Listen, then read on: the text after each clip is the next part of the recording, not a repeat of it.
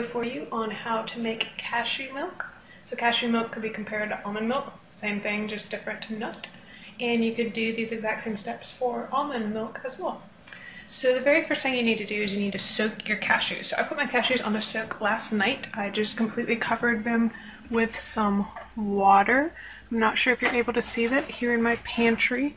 I put them in my pantry for a few reasons. Number one, I don't like covering them up because I like them to get as much oxygen as possible. And number two, I put them up in my pantry because I have a cat who likes to eat them. So, word to the wise, if you have a cat, don't leave your cashews out on the counter. So, as you can see, my cashews are covered in water and they have been soaking for a good amount of time, so they are nice and plump. So I'm going to take them and I'm going to dump them into a strainer. Get all those cashews out of there. And now I'm going to just rinse them a little bit with water. Just making sure I get any of the residue off of them. The cashews that I use are unsalted, not roasted. They're just plain raw cashews. I buy them in bulk at Costco. You can get them just about anywhere. You can get the roasted and salted ones. They're not as healthy because they do have the oils on them.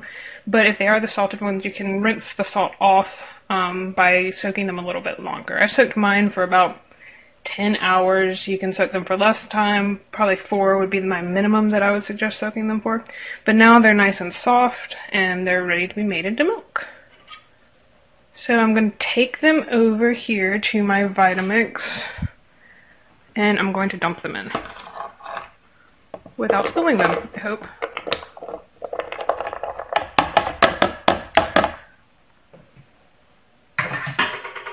And then, just so you know, I normally don't keep my Vitamix in the middle of my counter because it's kind of obnoxious here. I just have it here today because it's more light.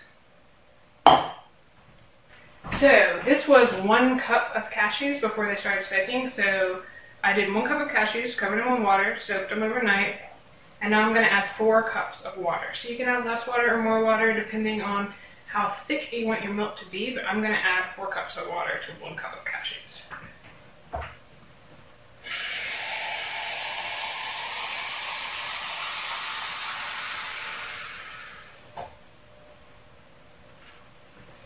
So this is 3 cups, and now 1 more cup.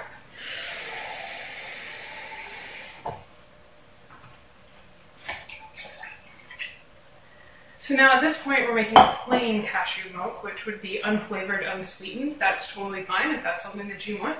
You also have the option at this point to sweeten it as well. So if I wanted to sweeten it, I would probably add 2 or 3 dates depending on how sweet I wanted them, and I'd make sure that I got the pits out before I put them in the blender, because that makes not a happy blender.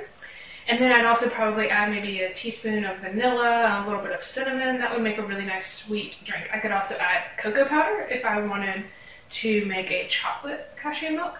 But I'm just going to make a plain cashew milk because I like to use it in a variety of recipes, and then if I want it sweetened, I just add a little bit of sweetener to that specific cup of it. In our house, we don't drink milk very much as just a straight drink. We usually just use it in recipes, or occasionally my husband will use it over his cereal. So this works very well for us to just have the plain flavor. So I'm going to put on my lid, always important. And now what I'm going to do, because it's about to get loud, so I'll go ahead and explain what I'm going to do. I'm going to turn the Vitamix on, and then I'm going to turn it up to level 10, and then up to high. And I'm going to do that slowly, so I'm going to go through all the variable speeds, and then up to high, and then I'm going to take it back down, and depending on how it's looking, I might do it one more time. It takes a couple minutes of blending to get everything completely blended up. If you don't have a Vitamix, it's totally doable in a regular blender, but it's going to take even longer, so just be patient with it. So here it goes.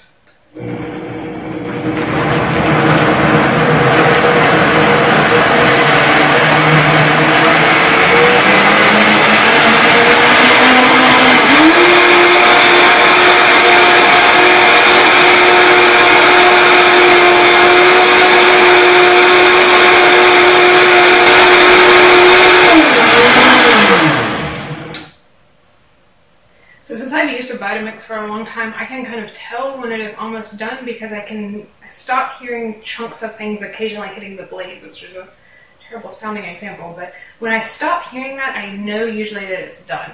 It's okay if you still get a couple chunks because we are actually going to strain it through a cheesecloth, but it's best to get the most out of your cashews to get all of it blended up. So I think it's about done. So what I'm going to do is I usually store mine in a mason jar, so this will pretty much fill this mason jar. And I don't have a cheesecloth, so this is actually a mesh produce bag that I always forget to take to the store, so it's kind of turned into my cheesecloth. But it's actually kind of nice because I can sort of fill it up and then pull it out of the jar. So I don't do an incredible job straining it out. I could, if I wanted to, I could pour it all into here and perhaps hang it on a kitchen cabinet and leave it in a bowl to drip for hours and hours, but I get very impatient.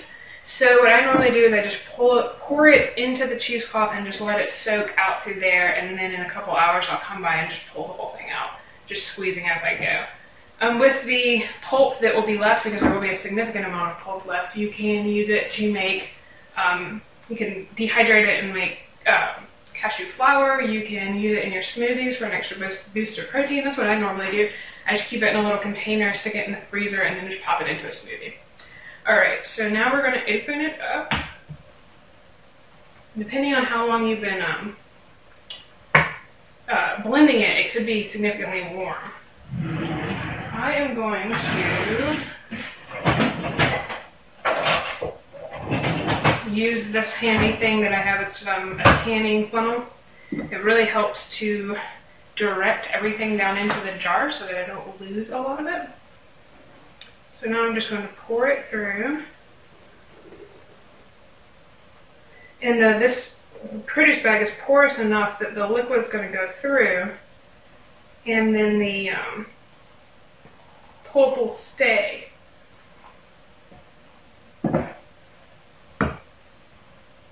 So I've gotten it about halfway full, and I'm just going to lift it up to let out some of the air that's underneath the bag. Your other option is to just use a bigger jar, which I might end up having to do.